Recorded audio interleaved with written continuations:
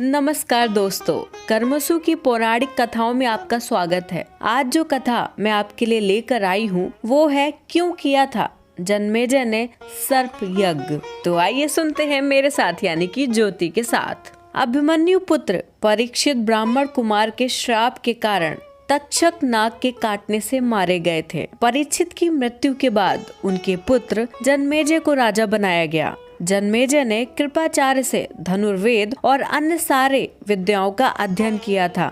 जन्मेजय अपनी प्रजा का अच्छी तरह से पालन करते थे, मानो कोई दूसरे युधिष्ठिर ही हो। उसी समय की बात है, तंक नाम के कोई एक मुनि थे। तक्षक नाग ने इनको बहुत कष्ट दिया था। पूर्व के वैर को याद रखते हुए मुनिवर ने तक्षक से बदला लेने के विचार से हस्तिनापुर आए। जन्मेजय द्वारा तक्षक का प्रतिकार हो सकता है, यह सोचकर उत्तंक मुनि जन्मेजय से कहने लगे, राजन, किस समय क्या करना चाहिए और क्या नहीं, इसकी जानकारी आपको नहीं है। इसी से इस समय आपके द्वारा और कर्तव्य का पालन हो रहा है और कर्तव्य की अवहेलना हो रही है। किसके साथ वैर है और उसका क्या प्रतिकार है, इसकी भी जानकारी आपको नहीं है। इसकी जानकारी ना रखने के कारण आप सदा ही बालक की तरह व्यवहार करते हैं। उत्तंक मुनि की यह बात सुनकर जन्मेजय ने पूछा, मुनिवर, आप किस वैर की बात कर रहे हैं? मैं कौन से वैर को भूल चुका हूँ, यह बताने की कृपा कीजिए।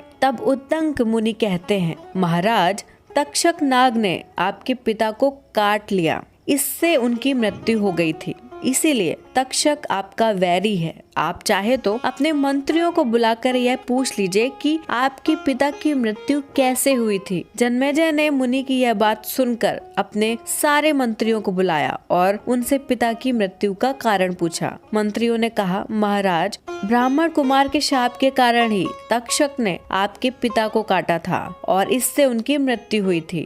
यह सुनकर जन्मेजय ने उत्तंक मुनि से कहा, मुनिवर, ब्राह्मण कुमार ने शाप दिया था, इसीलिए तक्षक ने पिताश्री को काटा था।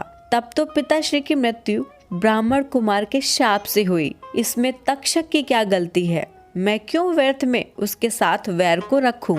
जन्मेजय की यह बात सुनकर उत्तंक मुनि कहते हैं, विष उतारने वाला कश्यप नाम का एक ब्राह्मण आपके पिता को बचाने के लिए आ रहा था, किंतु तक्षक ने उसे धन देकर वापस भेज दिया। तो क्या आपके पिता की मृत्यु में तक्षक अपराधी नहीं हुआ? पूर्व काल की बात है, रुरुर मुनि की पत्नी को एक सर्प ने काट लिया था। तब उनका विवाह भी नहीं हुआ था। बाद में उन्होंने अपनी आधी आयु देकर पत्नी को जीवित किया था और यह प्रण लिया था कि वे सारे सर्पों को मार डालेंगे। उसी समय से जब भी उन्हें सांप दिखता, वे हाथ में लकड़ी लेकर उसे मार डालते। राजन, जब रुरु मुनि ने अपने वैर को नहीं भूला, तो आप क्यों अपने पिता की मृत्यु के दोषी को भूल रहे हैं? आपके पिता सर्प के काटे जाने से मृत्यु को पाकर आकाश में भटक रहे हैं।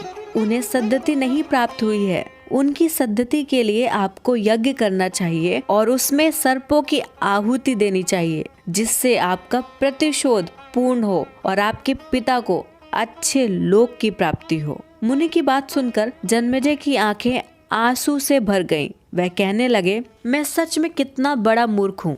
मेरे पिता तक्षक द्वारा काटने से मृत्यु के बाद आकाश में भटक रहे हैं और मैं यहाँ मौज मस्ती कर रहा हूँ। अब मुझे अवश्य अपने पिता का बदला सर्प कुल से लेना चाहिए। ऐसा सोचकर जन्मेजय ने अपने मंत्रियों को आदेश दिया, तुम लोग शीघ्र ही यज्ञ की तैयारी करो। गंगा के पवित्र तट पर शुद्ध भूमि देखकर वहाँ यज्ञ की वेदी तैयार की जाए। विद्वान ब्राह्मणों को इस यज्ञ में आह्वान किया जाए। उत्तंक मुनि को ही होता का कार्य दिया जाए।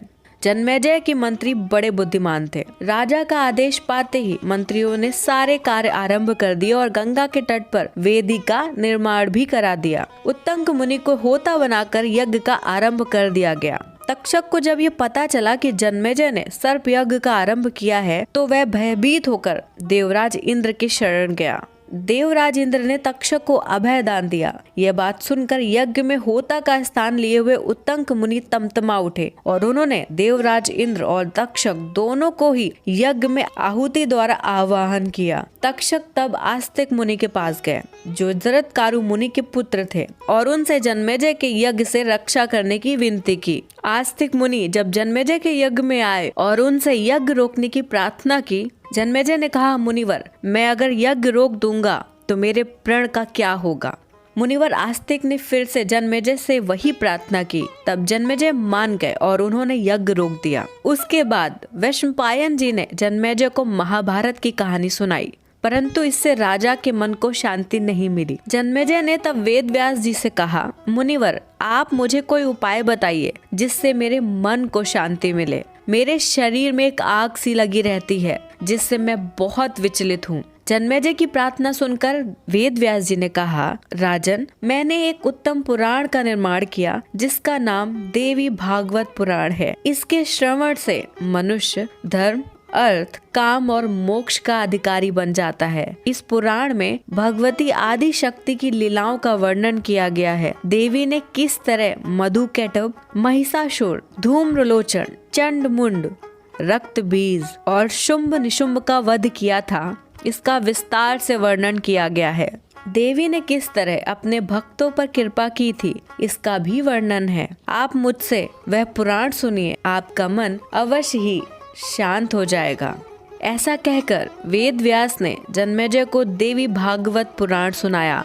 देवी भागवत सुनने के बाद जन्मेजय को परम शांति मिली और वे आदि शक्ति के भक्त बन गए। धन्यवाद। आशा करते हैं कि आपने हमारी इस पौराणिक कथा को पसंद किया होगा। आपसे निवेदन है कि हमारी इस कथा को अपने अन्य लोगों के साथ भी अवश्य साझा करें।